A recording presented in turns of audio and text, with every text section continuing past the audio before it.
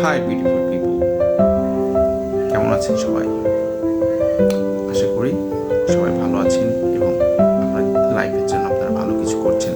আজকে কথা বলবো লাইফ চেঞ্জিং একটা টপিক নিয়ে, self discipline, which is a very vital part of our life. আমার সেলফ ডিসিপ্লিনটা কিন্তু আমরা বাই বর্ন না, এটা আমাদেরকে মোটিভেট করেও আমরা এটাকে গ্রো করতে পারি না, এটা জাস্ট আমরা করতে করতে ডেভেলপ করতে পারি। তো এই বিষয়ে আজকে প্রথমে কথা বলবো কি কি কারণে আমরা সেলফ ডিসিপ্লিন বিল্ড আপ করতে পারি না এবং ফাইনালি কিভাবে আমরা এই অবস্টাকলগুলো থেকে দূরে সরে গিয়ে আমাদের সেলফ ডিসিপ্লিন বিল্ড আপ করে আমাদের লাইফকে একটা স্মুথ একটা ফ্লোতে নিয়ে যেতে পারি। That will give us a successful life. First of all, আমরা প্রোক্রাস্টিনেট করি। কোনো কাজ যখন আসে আমরা অনেকেই প্রোক্রাস্টিনেট করি, মানে এটাকে দূরে সরিয়ে দিতে চাই, এক্সকিউজ তৈরি করি, ডিলে করি, আজকে করবো না কালকে করি, আজকে থাক কালকে সকালে উঠে করবো ঘুম থেকে। এইগুলো করেই আমরা কিন্তু আমাদের ডিসিপ্লিনটাকে বিল্ড আপ করতে পারি না। সেকেন্ড যদি কথা বলি, আমরা আমাদের অ্যাবিলিটিকে সামটাইমস আমরা ওভার এস্টিমেট করি। ওভার এস্টিমেট করে আমরা এমন কিছু করতে যাই যেটা আমাদের দ্বারা সম্ভব হয়ে ওঠে না ওই টাইমের মধ্যে, বা আমাদের অ্যাবিলিটি ওইটাকে সাপোর্ট করে না, সেই ক্ষেত্রে কিন্তু আমরা বার্ন আউট হয়ে যাই। তো this is the second reason. Third reason, আমাদের সেলফ এক্সপেকটেশন অনেক সময় কোনো কাজের প্রতি যদি বেশি থাকে, এটাও কিন্তু আমাদের ডিসিপ্লিনকে বিল্ড আপ করতে দেয় না। Because when you expect more and we get less, we get dissatisfied. So dissatisfaction actually trigger ourselves to be negative about our work, everything. So the fourth reason is আমাদের লাইফের comfort and discomfort. আমরা discomfort কিন্তু পছন্দ করি না, সবাই সবসময় comfort জোনে থাকতে চায়। তো কমফোর্ট জোনে থাকার সময় আমরা কি করি, আমরা ইনস্ট্যান্ট রিওয়ার্ড খুঁজি, যে কাজটা অল্প করেই যদি রেজাল্ট পাওয়া যায় বা আউটকাম পাওয়া যায়।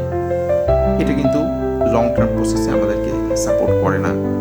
আবার অনেক সময় ইভেন আমরা দেখি আনপ্রোডাক্টিভ কাজও আমরা করে ফেলছি, বিকজ আমরা আমাদের কমফোর্ট জোনের বাইরে যেতে চাই না। সো এই চারটা পয়েন্টগুলো আমাদেরকে সেলফ ডিসিপ্লিন বা আমাদের লাইফকে এগোতে অনেক ইম্পেডিমেন্ট ক্রিয়েট করে। সো এখন আমরা এখান থেকে কীভাবে ওভারকাম করতে পারবো, কীভাবে এই সিচুয়েশনগুলো থেকে আমরা বেরিয়ে আসতে পারবো?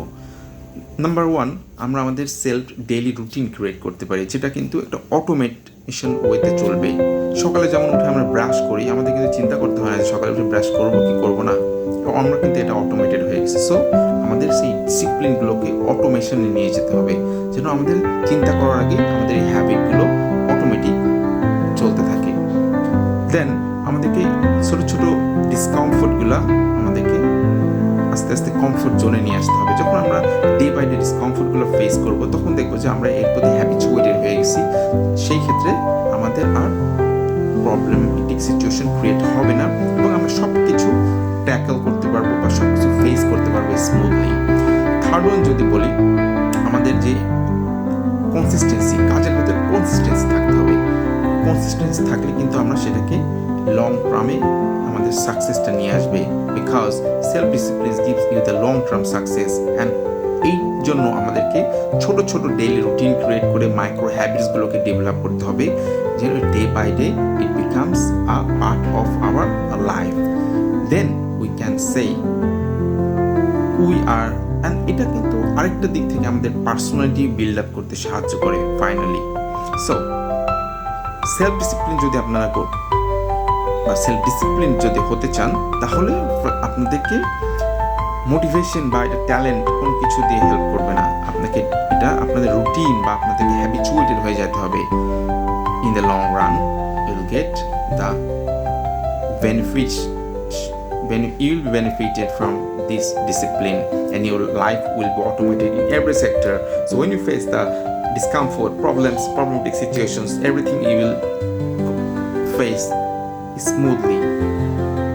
That's the today's message. So be a self-disciplined person, so you will be an independent and a harsher and tough person.